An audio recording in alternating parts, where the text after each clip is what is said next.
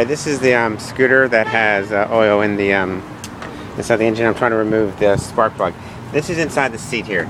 This is what you see. So get you a nice view.